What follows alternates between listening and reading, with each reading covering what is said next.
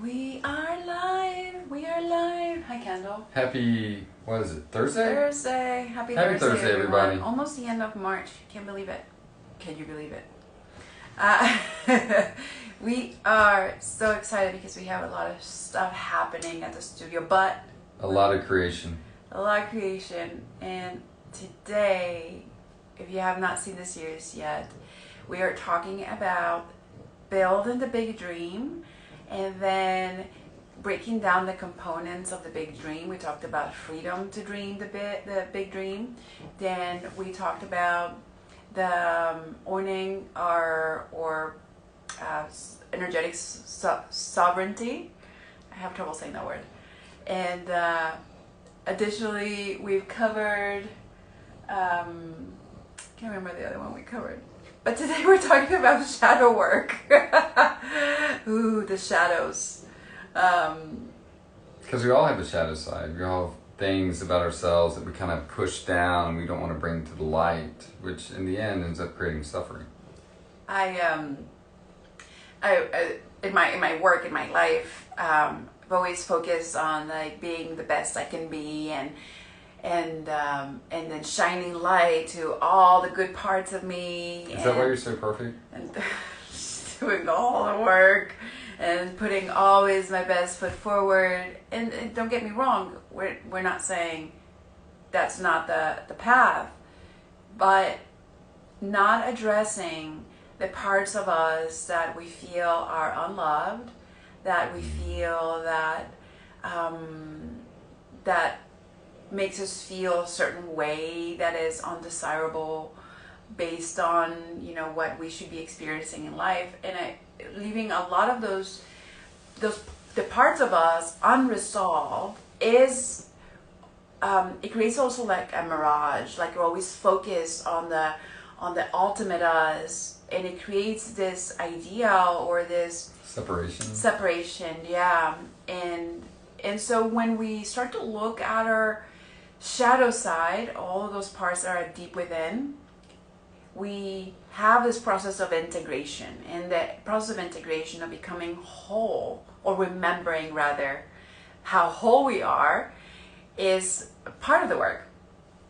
There is a kind of relationship between the parts that we feel unloved and feeling insecure, and then instead of creating from love, creating out of fear. And there's a duality to that. Well, with shadow work, there's always a duality, because you have the shadow side, then you have the light side. But is also the light is what's creating the shadow too, because it's hitting something and it's creating the shadow behind it. And so being able to see whatever aspect of yourself from a 360 viewpoint can help bring it back to light. For instance, I look at the world through solving problems, and that's how I engage with it. And so, but the interesting, as we're working through this and I'm realizing, is that all the world's not a problem.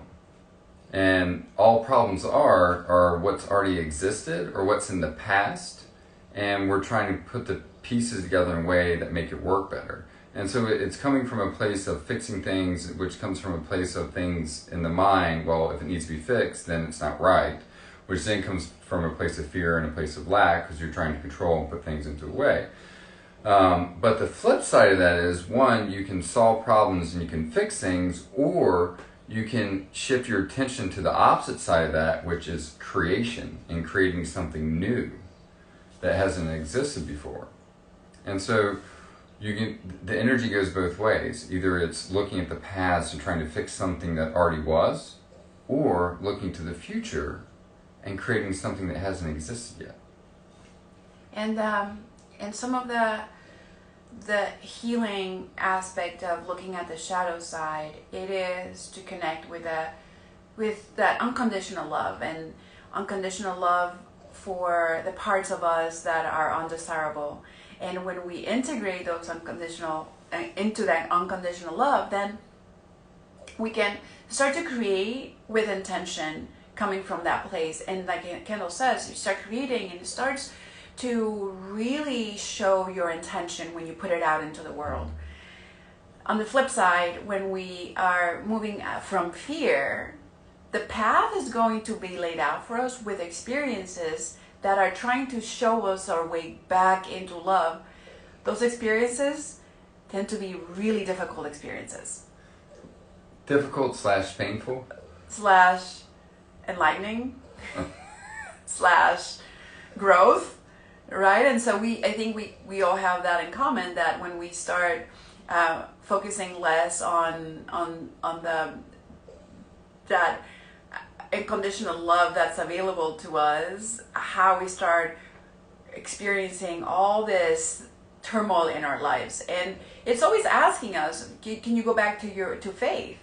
Faith that everything is going to work out, the faith that you are whole, and that, or remembering that how whole we are actually, despite of how our human condition and how the world is reflecting on us. To give you an idea of what that kind of looks like, if you go back to the 9-to-5 job and the 40-hour work week, and then it's like, okay, you create time so you can take a vacation so you can get away from the work week, and so then you start thinking about ways to escape, right, the life that you're in. And so then you're working from that standpoint, and then so life at that point starts giving you everything that you want to escape from, instead of like focusing on creating a life that you don't need a vacation from.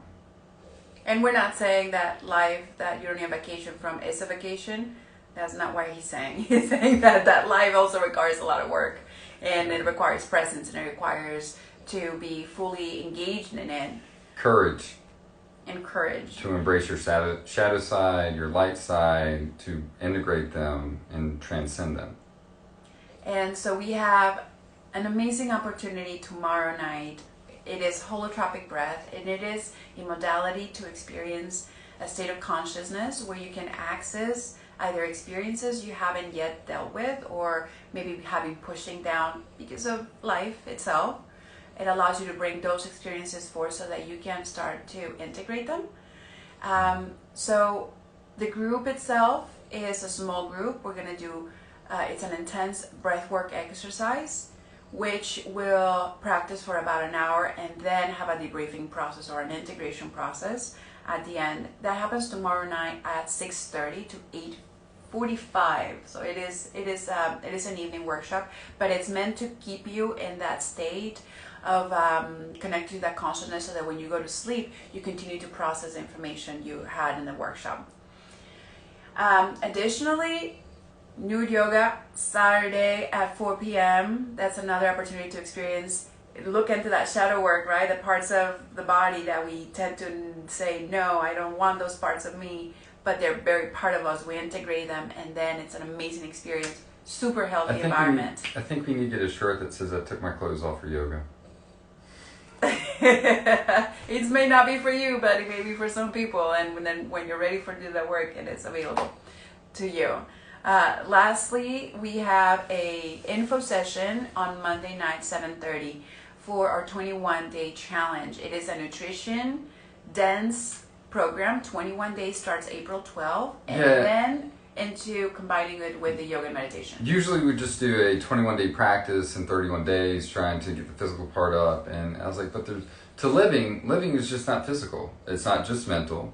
It's also what we put into our bodies.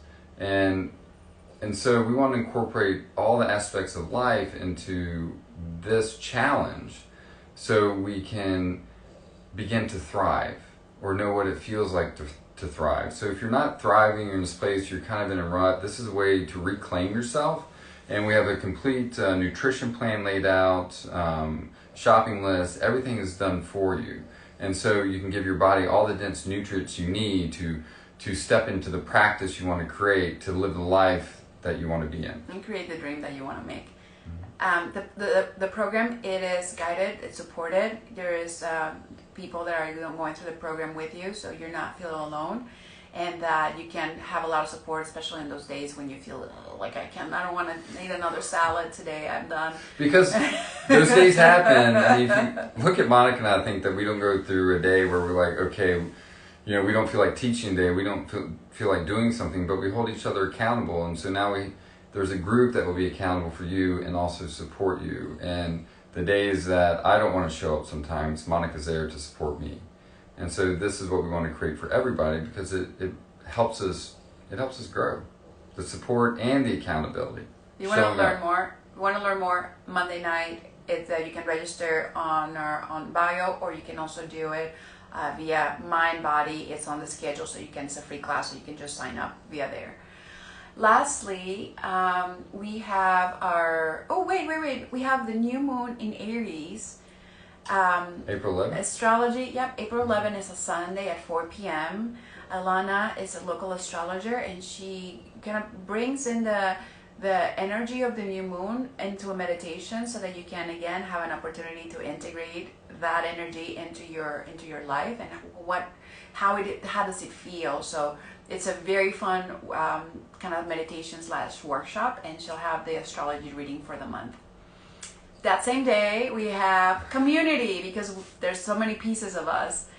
Community is a big piece of belonging and completing and feeling whole. That starts Best Sunday Ever, Sunday at 9 a.m.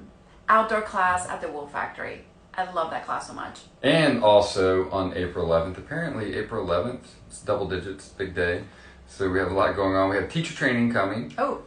So the next in-person teacher training, there's only 2 spots left. So if you're curious about it, definitely reach out to us.